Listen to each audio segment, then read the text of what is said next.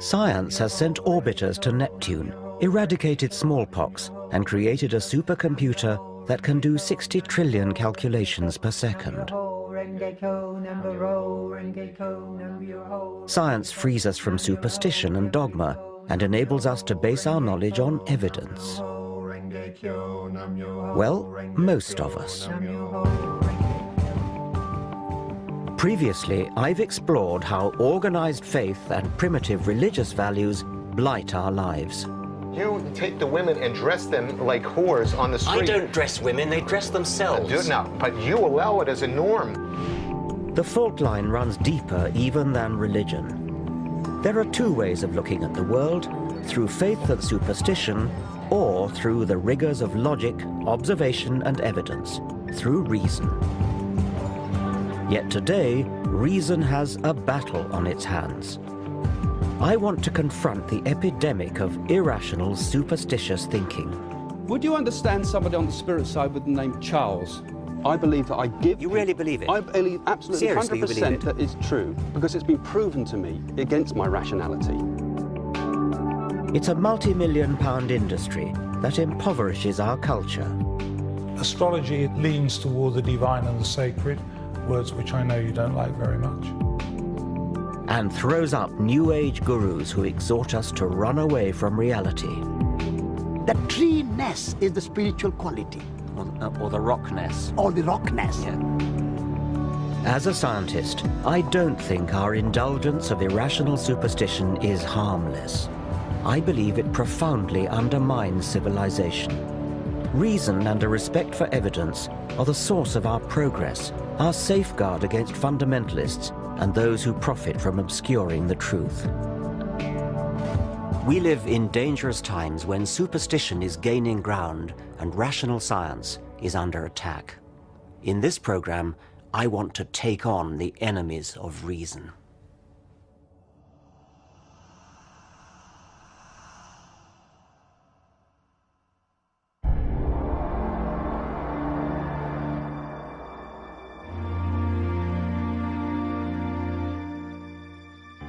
"300 years ago, in the Age of Enlightenment, scientists and philosophers from Galileo to David Hume had the courage to stand up for intellectual principles and reason. The rational science they pioneered has given us tangible benefits. Everything from antibiotics to electricity, sewage systems to sat-nav. And it's not just material progress. Increased life expectancy, health and leisure provided by modern medicine and industrial technology have given more people more time than ever before to educate themselves, express their creativity, and ponder existence. And yet, into this better world that reason has built, primitive darkness is coming back, a disturbing pick and mix of superstitions. Where better to start my journey than a New Age fair? Hello, what do you do? What sort of readings do you do? All kinds. I do the tarot, Yeah. And then I also do the crystal ball. This is George. Hello.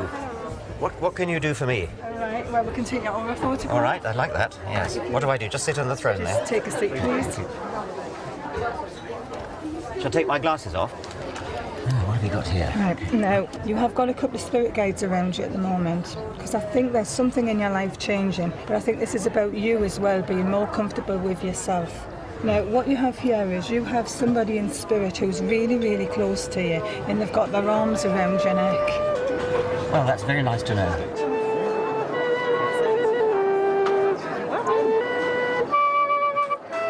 All these people reap the rewards of science and reason, but many here revel in a foggy suspicion of scientific thinking. Okay, so you could teach me how to use my psychic energy. Yes. Is that the idea? Yes, you can rely much better on that than on your head. Irrationality is woven into the fabric of modern life. We unthinkingly indulge unscientific delusion. I'm the rather schizophrenic Gemini. Aquarius. Pisces. Astrology is so pervasive that just about everyone has been indoctrinated with the alleged character of their star sign. They're fiery, a bit unreliable, they love traveling, they're very expansive, they're quite spiritual. Loyal, spend too much money, good leader. They can be a bit moody, swinging one way and the other. They can be very bubbly 1 minute and then a bit down, and you never know what you're going to get with them, my husband says.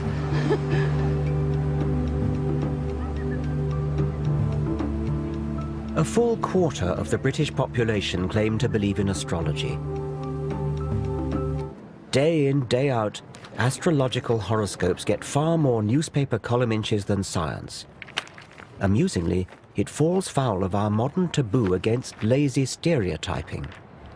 How would we react if a newspaper published a daily column that read something like this? Germans. It is in your nature to be hard-working and methodical, which should serve you well at work today.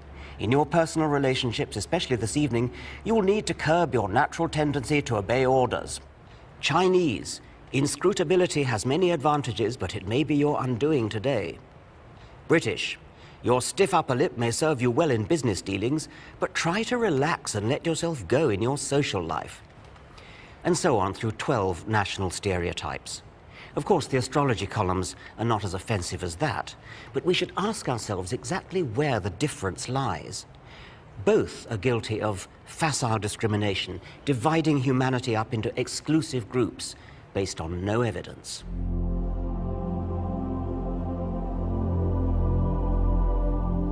I always thought that by the 21st century, science and reason would have long since cleaned up.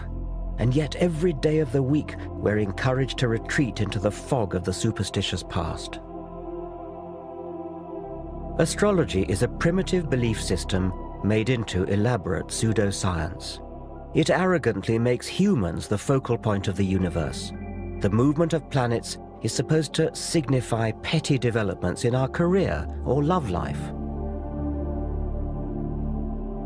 It was developed in the 2nd century AD by the philosopher Claudius Ptolemy and has not moved on since, despite the discovery of new planets and despite a shift in the Earth's rotational axis that has thrown Ptolemy's zodiac out by 23 degrees. You could ask a question. You could say, who has stolen my money? It never made sense when it was first invented, and it makes even less sense now. Reel it off as though you mean they get it right. Do you think there's an actual physical influence of the planets that somehow beams down and influences people? I think it's very hard to see that. I think if you try to understand astrology as a causal agent, right, I think that's hard to imagine how that would happen. I think you have to look at the planets as signifiers. When you look at the movement of Saturn around the zodiac, it's a very strong signifier of what's going on in individual lives. I don't even understand how they could possibly be signifiers. I mean, how could the rise of Saturn possibly be a signifier for something that's going on physiologically in a person's body?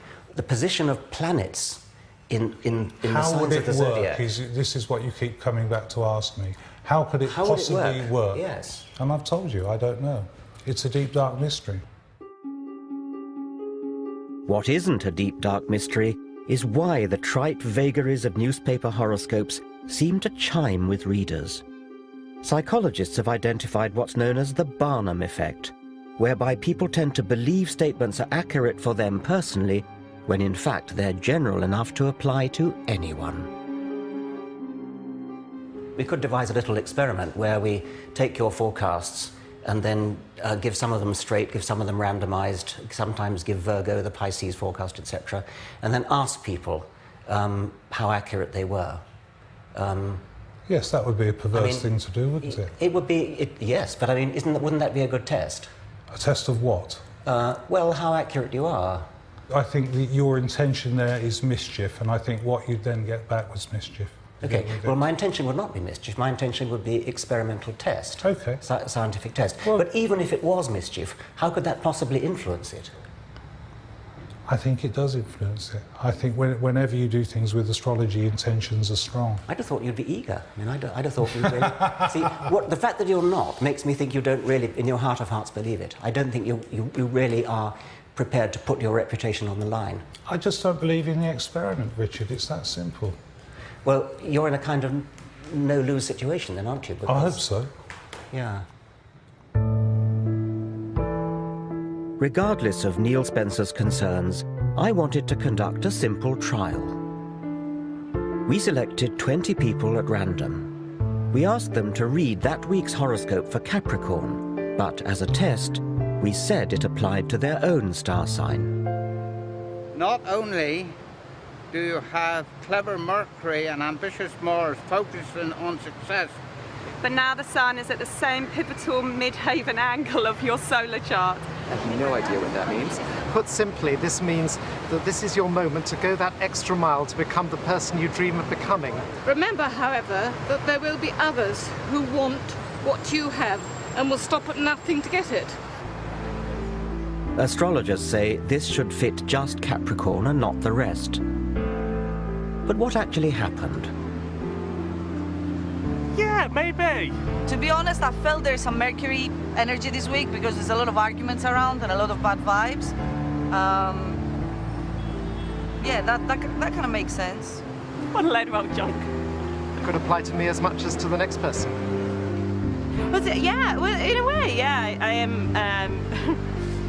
I'm going on a flamenco course in Spain. That isn't necessarily pertaining to me this week. It's pertaining to me generally. Pat rubbish. The same number of people agreed that the horoscope was accurate for them as disagreed, and similar results are found with proper large-scale experiments. Technically, all but one of our group should have disagreed, namely our only Capricorn. Does it apply to you? Not at this moment, no.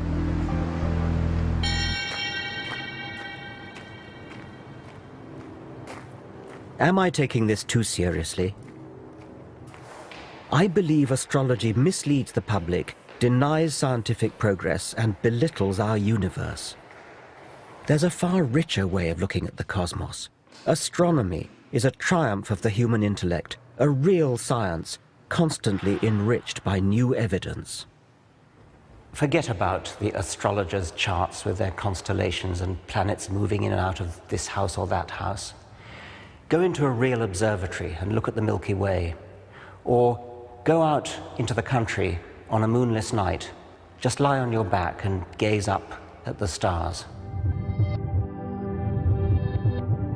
The heart-stopping sight you'd see is 100 billion stars spinning through an expanding universe at a speed of 1 million miles per day. The light from some of the closer stars started its journey at the time of the dinosaurs. You're staring into a deep time machine.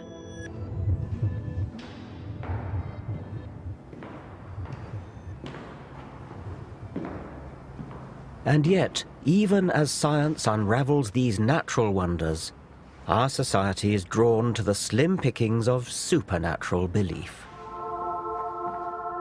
Half the British population now say they believe in paranormal phenomena. Over 8 million of us have owned up to consulting psychic mediums. What I want you to do, Richard, for me is just to pull me out 8 of them, please. Simon Goodfellow claims that, with these cards, he can use his psychic powers to tune in to the spirits of dead people around me. 7, 8. These voices from the past can apparently give him a glimpse of my future. Lovely, Richard, thank you.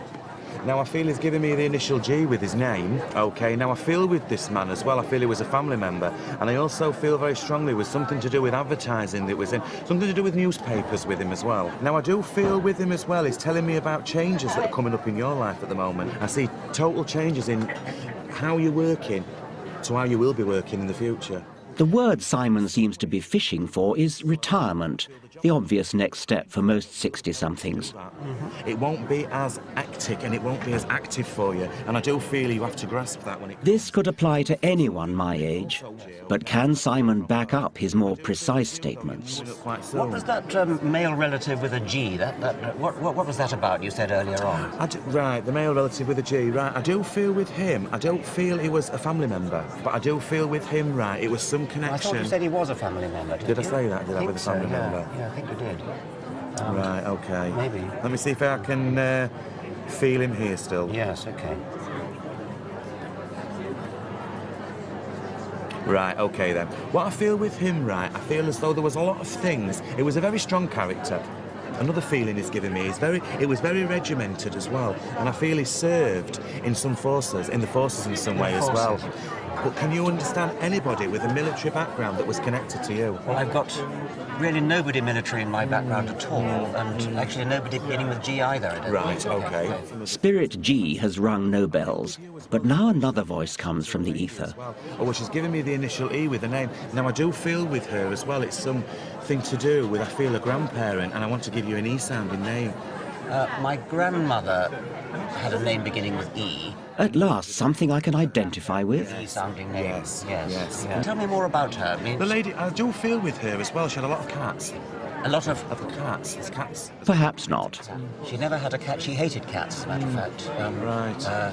She liked dogs, but she hated cats. Well, I can understand. Not everybody, though. What you've got to also remember with this as well, not everybody can relate to everything that a reader will say. No. Not everybody. I mean, I've had people like yourself who have... Extraordinary claims require extraordinary evidence.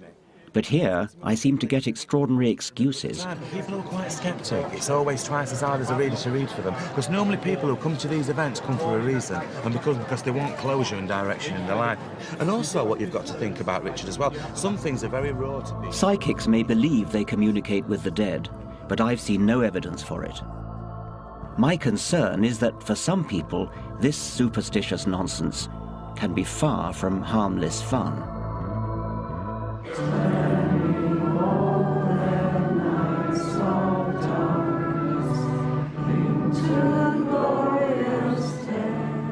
There's a network of over 500 spiritualist churches across Britain. Here, Tuesday night is séance night.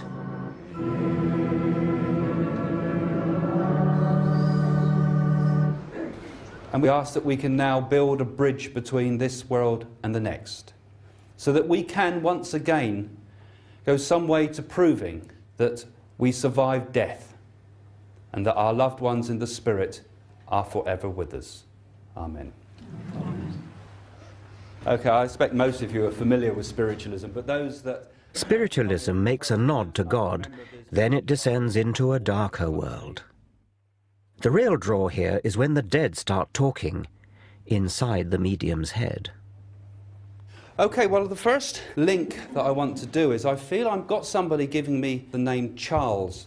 And I want a gentleman on the spirit side that passed with chest conditions with this. And there's something about a name that sounds like, it sounds a bit like Devon, but I thought I could hear, could be Davon or Davenport, something like that. And I feel over this side somewhere. Can anybody understand this so far? The lady close to the bookshelf there. Would you understand somebody on the spirit side with the name Charles? No, but I have a home in Davenport. You have a home in Davenport? Yeah. Okay. Isn't what you're doing cold reading? Well, depends what you call cold reading. This is something that a lot of the rationalists have come up with, is saying that what you do is you say something and people basically make it fit. So I'll see if I can find the Charles in a minute, but let me just give you a few things that I can feel about you. Has there been a few problems with a stomach condition around you? Because I feel as if I want to go to my stomach and I feel uncomfortable there.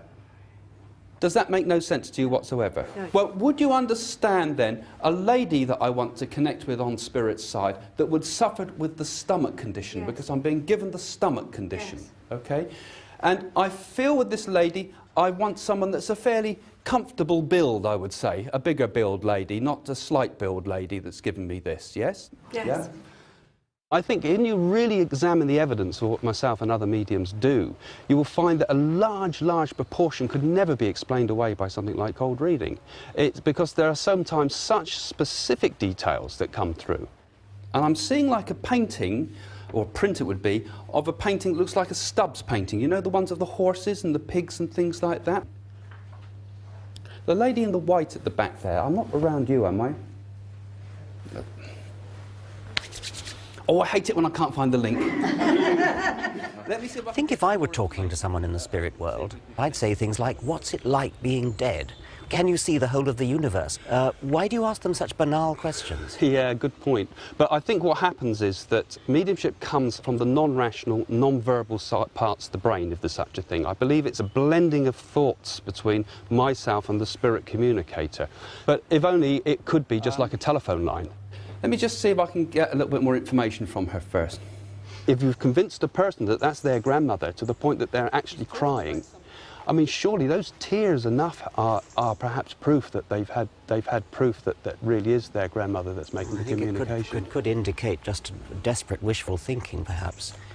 Now, don't feel I'm with a Stephen Bennett, but I've got those things I want to bring together somehow with particularly a car crash. My friend Ben died in a car crash and his best friend was called Steve.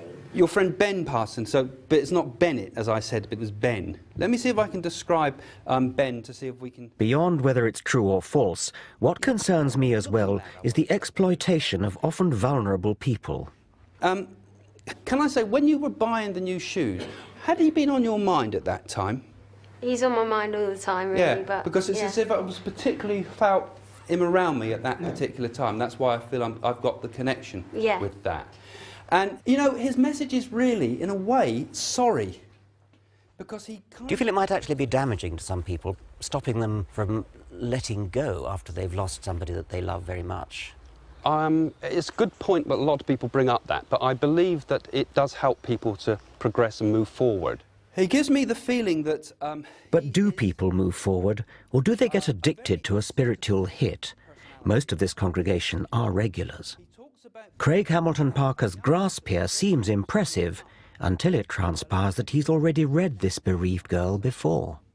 He actually had a tyre on the left-hand side of his car changed before the accident, and the police thought that it was something to do with that. And I had a message from you before saying it was something to do with the tyre. I've given you a message about him before? Okie dokie, I can't remember that. But anyway, I want to sort of feel his... I believe what I do is absolutely true. I believe that I give... You really believe it? I believe absolutely Seriously, 100% you believe it? that it's true, because it's been proven to me against what I believe is against my rationality. But it's been shown to me so many times that life continues. And personal proof that I've had that has given me proof of my father past of continuation of spirit. I mean, incredible things that are so very personal and subjective, they're hard to argue a case for. But for me, it's been life transforming. And I believe, as I was helped, I can help others.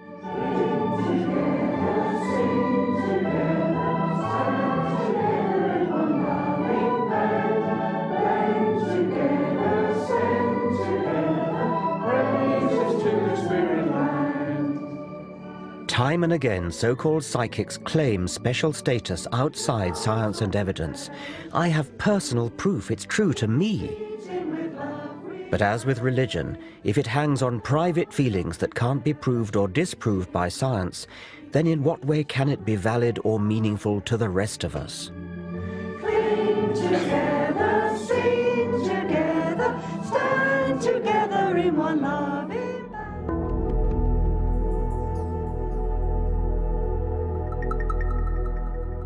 I want to show how scientific reason is always the best way to look at the world and explain the dangers of superstition. I'm often asked how I know that there isn't a spirit world or psychic clairvoyance. Well, I don't. It seems improbable, but unlike the fixed worldviews of mystical faith, science is always open to new possibilities. Scientists test and retest evidence, refreshing our understanding of reality. In the 1940s, the American zoologist Donald Griffin demonstrated experimentally that bats use sonar, echolocation of their cries. Back then, sonar was brand new military technology, and the theory that it was natural to bats outraged some of Griffin's colleagues. But the more scientists tested the evidence, the more robust the theory became. They found out exactly what the bat cries were like, how they work, how the brain works. Everything about it added up to a complete picture of mutually supporting evidence that this really was a fact. It's this cumulative build-up of corroborating evidence that distinguishes the discovery of bat sonar from alleged paranormal effects. The so-called evidence for psychic phenomena is not robust, but will-o'-the-wisp. The more we look at it, the weaker it becomes. The alleged detection of water through dowsing is not obviously ridiculous. It might work, but does it? The only way to tell is through a rigorous experiment. How does dowsing work? That's the #1 question, and nobody can answer you. Well, I reckon I'm convinced that something is helping me to dowse. One of the earlier chaps thinks it's God. How do you do it, then? What's your principle of dowsing? I think the question, and I expect God to respond in a way that I understand. I'm going to expect the right-hand one to point to the camera and the left-hand one straight forward. Yeah, okay. Look, it's following him round. Yeah. And have you done the test yet in the tent? Yes, I did. Yeah, and what was the result? I was going to get 6 right, 100%. Yeah, and what happened? 1. So what do you make of that, then? He's having his laugh, isn't he? He loves a joke. Yes. You don't realise. Do I get second goes at it? Oh, yeah, you can have as many goes. The psychologist Chris French thinks there may be a simpler explanation. He has devoted his career to investigating claims of the paranormal. And now he has set up this test for dowsing, a properly controlled double-blind trial. In each of these rows, just one container, chosen at random, holds a bottle of water. All the rest contain sand. Neither the dowsers nor the tester are allowed to know where the water is until the boxes are opened. So there are no unintentional giveaways. Have another go. Safeguards like this make the double-blind trial one of the crowning achievements of scientific reason. Okay, put it on the end one then. Number 6 again. I'd say so. Okay. Right. What you'll typically find when you talk to dowsers is they'll give you lots and lots of anecdotal evidence, lots of stories about how they discovered a leak in their neighbour's pipes and so on and so forth. But there are always other possible explanations there. Yes. What we're trying to do is set up conditions which would rule out any of those other explanations. But then we get down to the very fundamental, basic issue: can the dowsers actually do what they think they can do? Yes. Okay. I think it's 4. I think it's 4. So shall we see how well you've done? This is sand. In that case, I can't do this. This is the waters in number 5. Sand again. This time, guess was bin number 3. And this time you're correct. That's water. I'm afraid that's sand. Yes, well, actually, there are 2 possible words. Final trial, it's sand again, I'm afraid. In that case, I'm 100% wrong again. Well, you got 1 right out of 6, which is what we'd expect by chance. So far, they're performing pretty much in line with mean chance expectation. Okay. In other words, guesswork. Yeah. So no one has scored more than 2 hits out of 6. 3. 3. The people you've been testing, do they understand why they're being put through the double-blind procedure?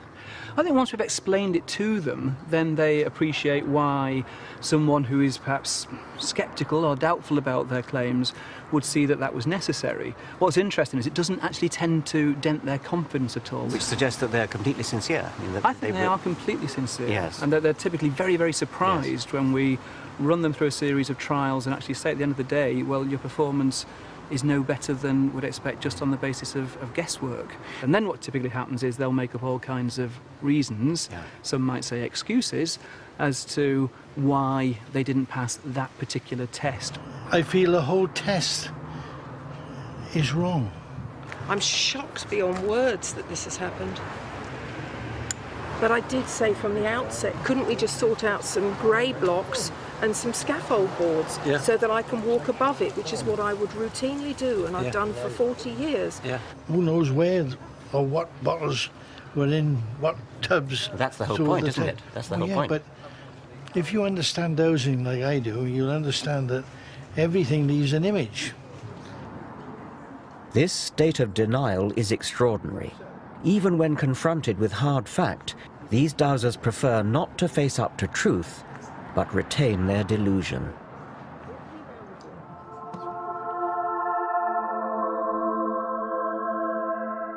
Rather than adapt to evidence, many of us, it seems, remain trapped in ways of thinking inherited from our primitive ancestors.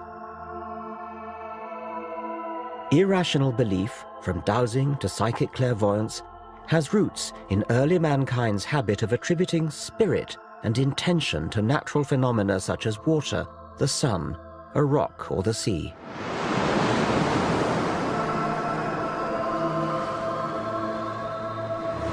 The sea has often been thought to be a malevolent force actively out to get you. In 480 BC, King Xerxes of the Persians built a pontoon bridge across the Hellespont, and a rough sea came and wrecked it.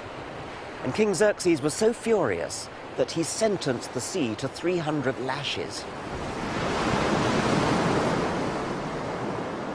I wonder whether there's something of King Xerxes in all of us to this day. We don't want to believe that things just happen.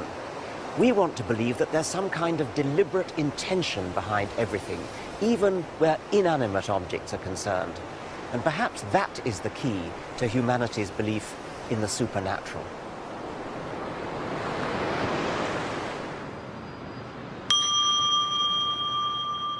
Even in the 21st century, despite all that science has revealed about the indifferent vastness of the universe, the human mind remains a wanton storyteller, creating intention in the randomness of reality. The delivery of rewards by a one-armed bandit is determined at random. But many gamblers want to think that what they do can increase their chances of winning the jackpot. They stand on one leg or wear a lucky shirt. Are these superstitious behaviors a byproduct of our evolution? All wild animals have to be kind of natural statisticians, looking for patterns in the apparent randomness of nature when they're looking for food or trying to avoid predators. There are two kinds of mistakes they can make. They can either fail to detect pattern when there is some, or they can seem to detect pattern when there isn't any, and that's superstition.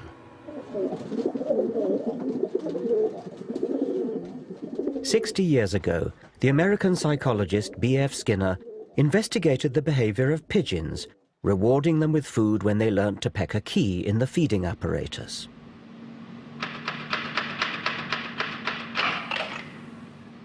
But then Skinner set the apparatus to reward the birds at random.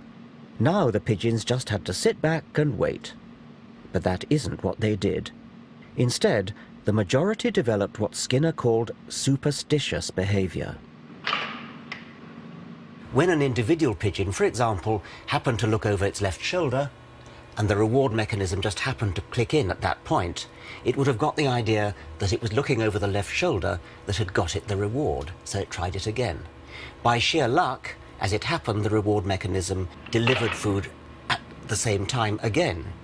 And so the pigeon was reinforced in its idea that looking over the left shoulder was what got it the reward.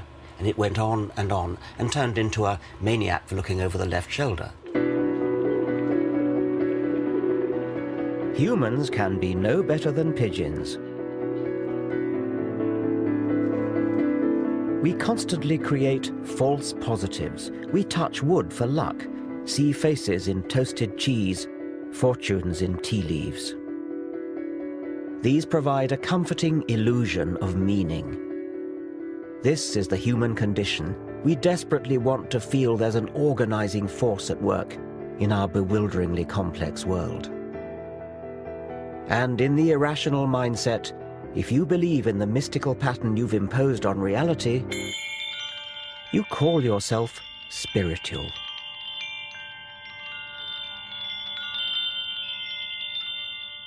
Spirituality is a prized commodity. The media tell us to respect spiritual souls and their apparently deep insights. Spiritual self-help guides do a roaring trade in the material world, outnumbering science books by 3 to 1. But what does spirituality actually mean? So please take your seat and please come slowly and gently so that we can start the proceeding without losing time. So could you please...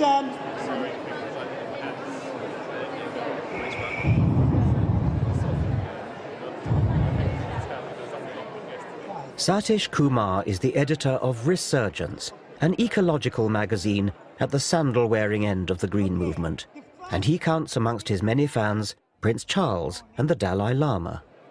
I represent the entire history of evolution. I was present in the beginning, the first Big Bang, and I'll be here for billions of years to come.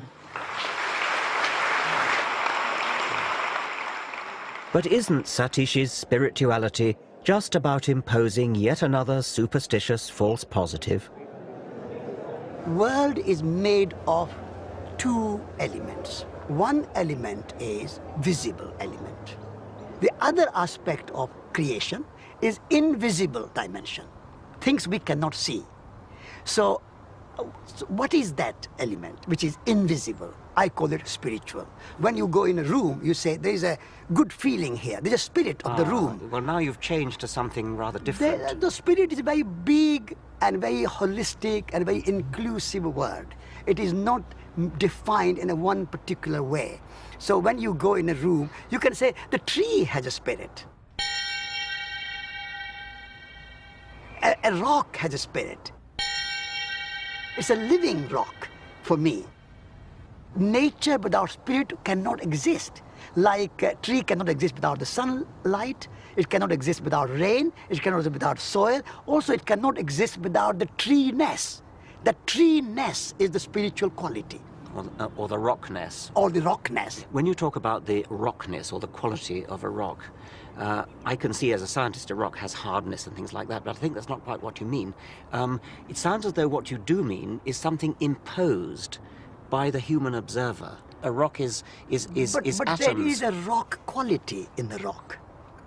Well, that's a matter of assertion. I mean, you are now simply asserting that. Asserting, I'm understanding it. This is my understanding. Okay. Some may understand more fully than others, but it is not imposed. It is there. It all sounds very poetic, but it's not reality. Like priests, mullahs and rabbis, New Age mystics ceaselessly attempt to fill gaps in human understanding with fabricated meaning. Science and rationality are often accused of having a cold, bleak outlook. But why is it bleak to face up to the evidence of what we know? The word mundane has come to mean boring and dull. And it really shouldn't. It should mean the opposite, because it comes from the Latin mundus, meaning the world, and the world is anything but dull. The world is wonderful. There's real poetry in the real world. Science is the poetry of reality. And yet today, science is under attack.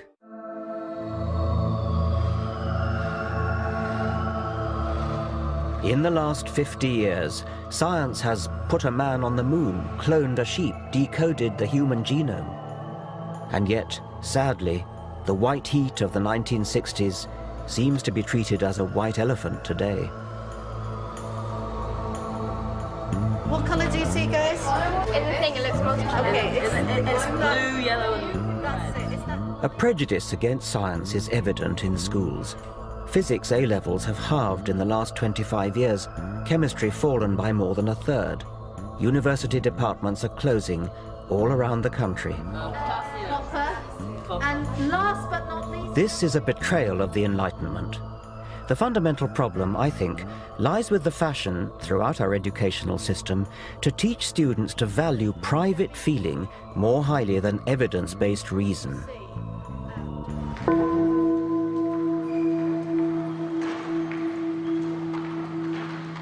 This is rooted in the postmodern relativist agenda.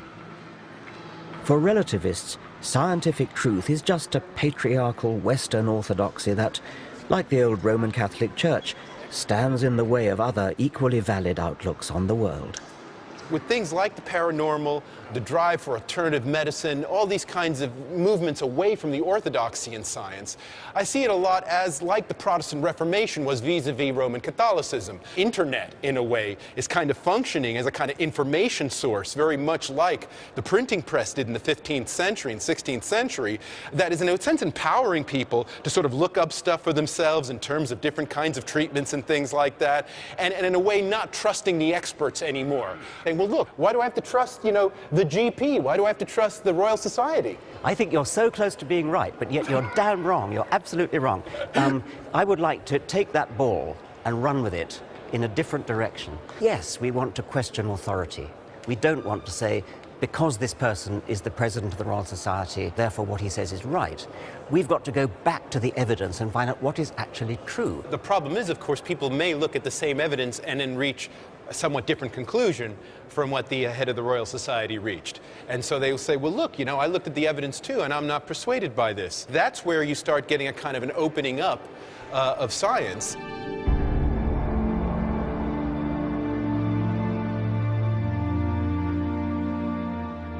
Steve Fuller is, of course, right that the internet is revolutionizing how we use and consume information.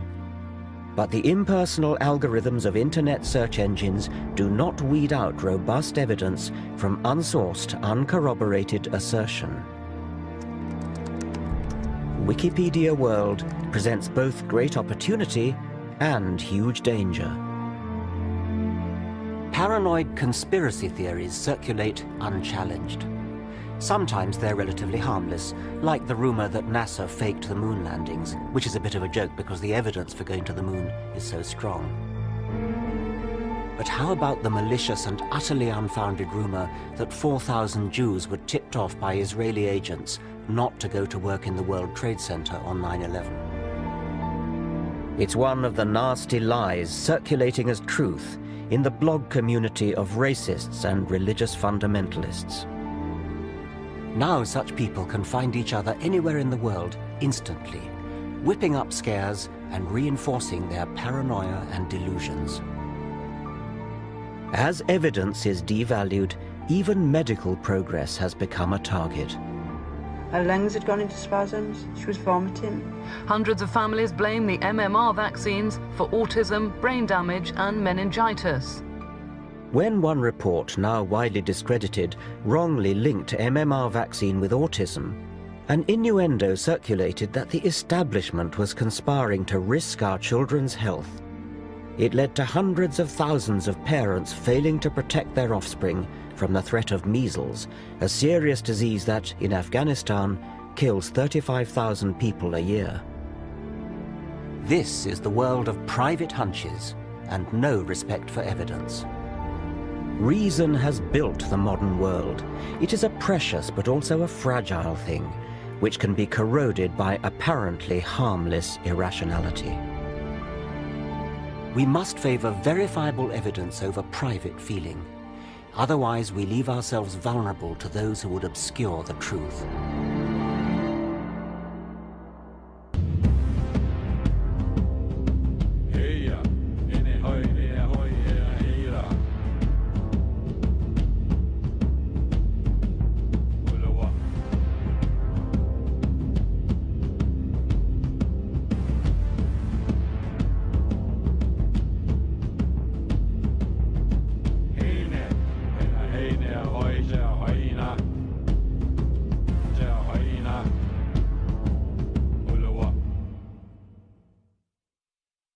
It profoundly undermines civilization.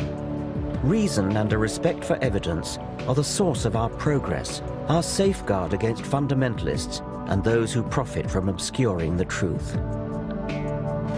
We live in dangerous times when superstition is gaining ground and rational science is under attack. In this program, I want to take on the enemies of reason.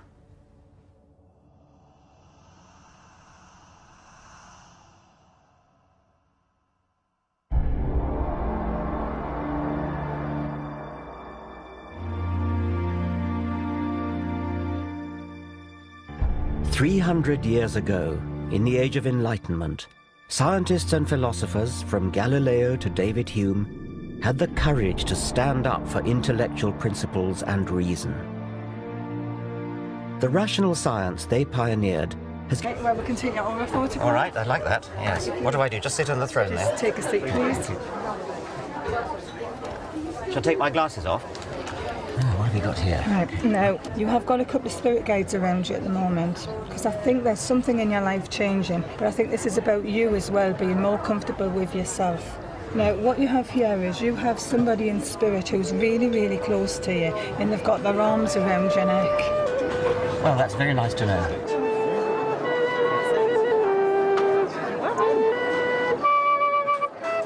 All these people reap the rewards of science and reason, but many here revel in a foggy suspicion of scientific thinking.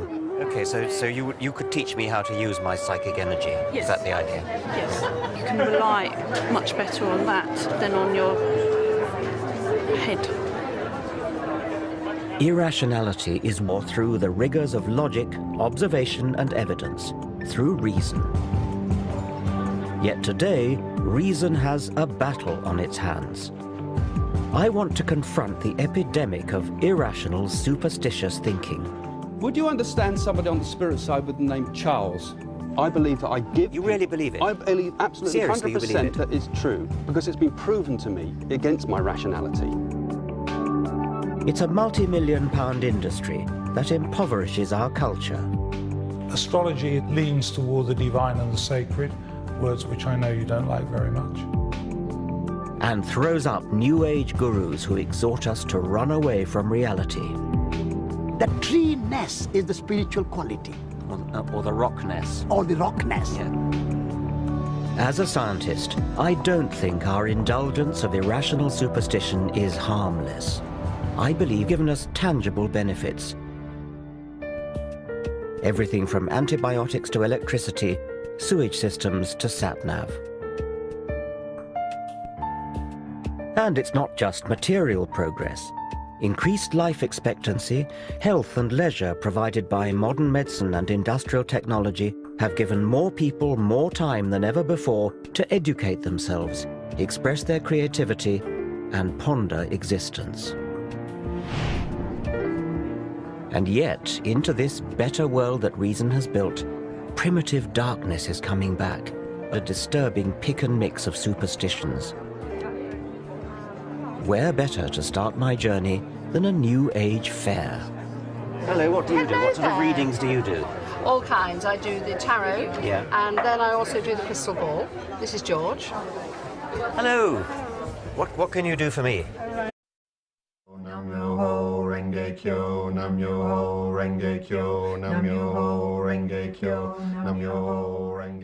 Science has sent orbiters to Neptune, eradicated smallpox, and created a supercomputer that can do 60 trillion calculations per second. Science frees us from superstition and dogma and enables us to base our knowledge on evidence. Well, most of us. Previously, I've explored how organized faith and primitive religious values blight our lives. You take the women and dress them like whores on the street. I don't dress women, they dress themselves. No, but you allow it as a norm. The fault line runs deeper even than religion. There are two ways of looking at the world, through faith and superstition,